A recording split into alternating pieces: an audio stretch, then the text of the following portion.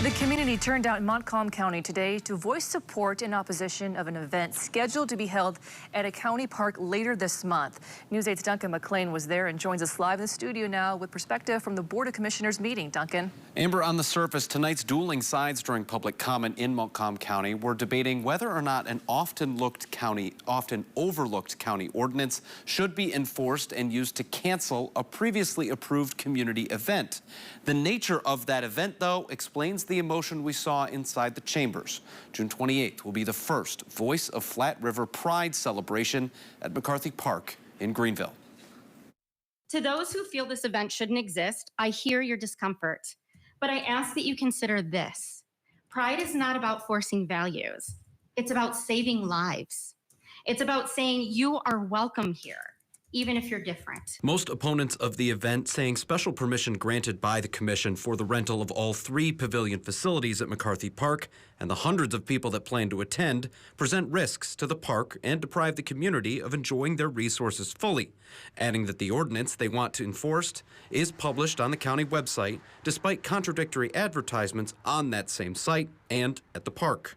Will there be proper parking and everything like that as well? You know, are you going to be able to have the sheriff department there, making sure that nobody parks on the road? That corner is dangerous.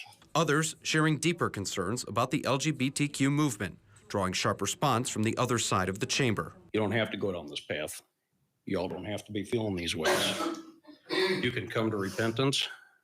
You can ask God to forgive you. And that boy was afraid to say to me, "Grandma, I'm gay," because he thought I belonged to the church and believed the crap that some of these people have been spewing at us. After public comment, the commissioners weighed in. It wasn't until last week that we had some constituents who came to us that said, we have some big concerns. Those concerns were, one, the ordinance, which is somewhat valid. However, I do believe that it's not right to enforce an ordinance on one group. And to say that we're all going to be judged based on a decision we make, I want to be on the right side of that judgment. I don't care. I won't ever decide against another human being. It won't ever happen. Commissioner Mahar adding that they met with organizers of the Pride event and determined concerns about parking, bathrooms, noise, and crowds were well addressed in their event planning. They did come off as much more organized than maybe I would have guessed. After that meeting, both Commissioner Peterson and I felt that this had been properly planned.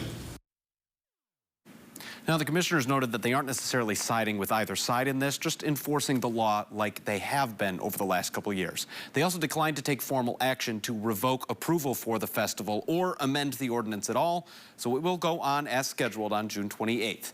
They did mention that there is a possible $500 fine for violating the ordinance in question if the sheriff department decides to enforce it, but added that applying for a variance to that ordinance, like many other groups routinely do, would remove that risk altogether.